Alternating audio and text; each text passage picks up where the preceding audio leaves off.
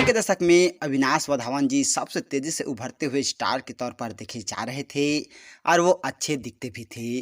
उनकी एक ऑडियंस बन रही थी जिसकी वजह से उनकी फिल्में बॉक्स ऑफिस पर ठीक ठाक परफॉर्म कर रही थी।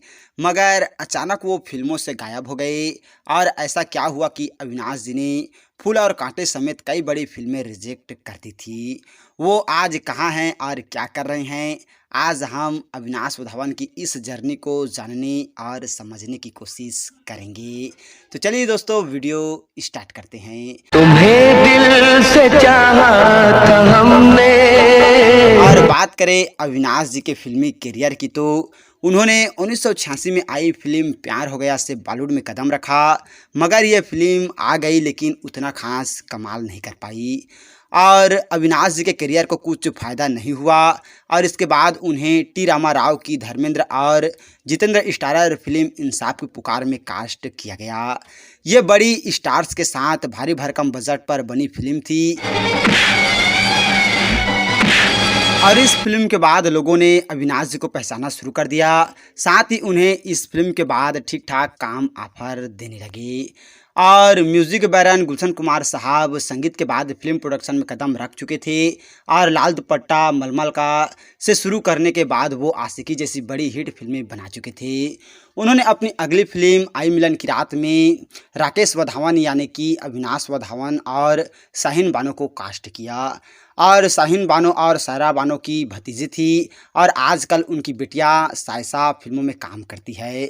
बहरहाल जब ये फिल्म बननी शुरू हुई तो लोगों को लगा कि राकेश वधावन यानी कि अविनाश वधावन जी बड़ा कॉमन नाम है, हर दूसरे आदमी का नाम यही होता है, इसीलिए तय हुआ कि राकेश का नाम जो है वो बदला जाए। यानी कि दोस्तों, मैं आप लोगों को बताना चाहूँगा अविनाश वधावन जी का नाम पहले राकेश वधावन था, लेकिन आई मिलन की रात फिल्म के बाद उनका नाम जो है वो चेंज किया गया। सावन का महीना आया है घटा से। और अविनाश नाम पर सब लोग सहमत हुए क्योंकि ये नए ज़माने के हीरो टाइप के साउंड कर रहा था। तो ऐसे में राकेश वधावन बन गए अविनाश वधावन। और 1991 में के पप्पू डायरेक्टेड ये फिल्म रिलीज हुई और टिकट खिड़की पर तो एवरेज ग्रासर रही। मगर फिल्म के म्यूज़िक ने बाजा फाड़ दिया और आनंद मिलिंद के कंपोजिशन वाले इस एल्बम के अधिकतर गाने अनुराधा पंडवाल और मोहम्मद अली साहब की जोड़ी ने गाए थे। मत रो मेरे दिल और इश्क दा रोग लगा जैसे गीत को उदित नारायण साहब और अनुराधा पंडवाल जी ने अपनी आवाज़ दी, जिसे काफ़ी ज़्यादा पसंद किया गया। लेकिन दोस्तों, मोहम्मद अजीज़ साहब और अनुराधा पंडवाल जी की जोड़ी ने एक नया आयाम हासिल की जिसे लोग आज भी सुनना पसंद करते हैं।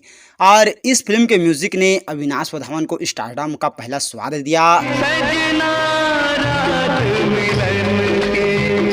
और अविनाश जी को अब बड़ी फिल्मों में काम मिलने लगा।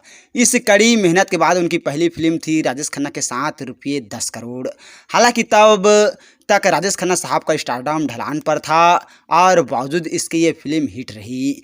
इसके बाद अविनाश जी को महेश भट्ट ने अपनी फिल्म जुनून में राहुल रॉय और पूजा भट्ट के साथ कास्ट किया और इस फिल्म ने पैसे भी कमाए और क्रिटिक्स को भी पसंद आई। आगे अविनाश जी और दिव्या भारती के साथ गीत और ऐसा जुड़का के साथ बलमा जैसी म्यूजिकल ब्लॉकबस्टर फिल्मों में नजर आए। जितने लोगों ने अविनाश जी की फिल्में देखी थी उससे कहीं ज़्यादा लोग उन्हें गानों की वजह से पहचानते थे। मैं एक कलाकार हूँ और अपनी कला के बलबूते पे सब कुछ कमाना चाहता हूँ।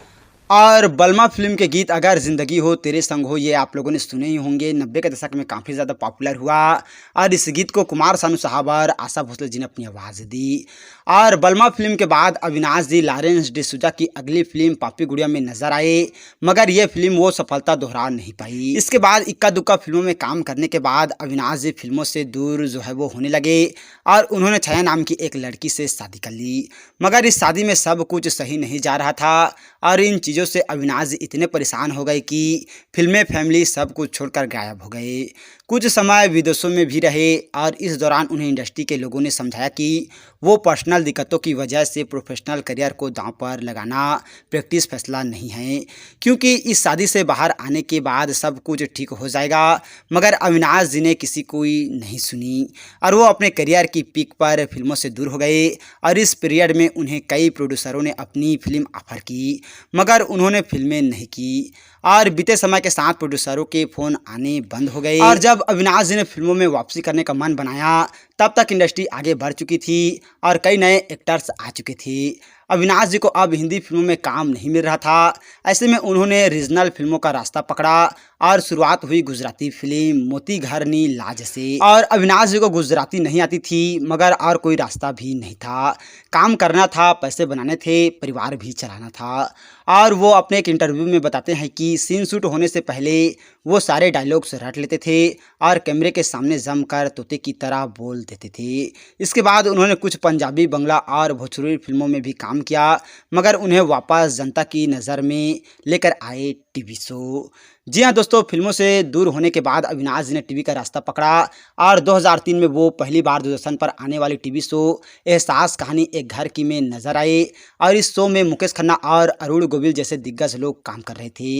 इस शो को अभिषेक दुधैया ने डायरेक्ट किया था और उन्हीं अभिषेक ने Ajay Devgn starrer Bhuj the pride of India direct की है, जो अगले हफ्ते रिलीज हो रही है। और इसके बाद अविनाश जी डिटेक्टिव करण नाम के इन्वेस्टिगेटिव शो में कुछ समय के लिए नजर आए और दोस्तों मगर उन्हें टीवी वाली जनता ने स्वीकार किया सपना बाबुल का में। और इसके साथ उन्होंने विदाई के बाद इस शो में पारुल चौहान और सारा खान ने लीड रोल्स किए थे और आलोकनाथ और विभा छिपर के साथ अविनाश वधावन जी भी शो के प्राइमरी कास्ट के हिस्से थे।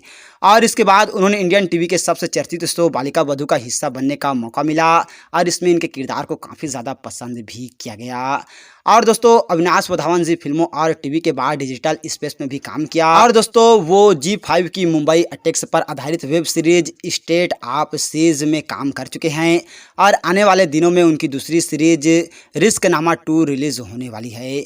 मगर फिल्मों में अपने करियर से अविनाश जी हमेशा असंतुष्ट रहे। हालांकि इसमें वो अपनी खुद की गलती मानते हैं और उन्होंने अपने एक इंटरव्यू में कहा था, अपनी बेवकूफ़ी और गलतियों की वजह से मैंने जीवन में कई खूबसूरत लम्हे जो हैं वो खोए हैं। और बात करें अविनाश जी की पहली शादी की तो और दोस्तों अविनाश जी ने पहली शादी से निकलने के बाद 2003 में नताशा नाम की लड़की से शादी की और इस शादी से उन्हें 2011 में सम्राट नाम का बेटा पैदा हुआ।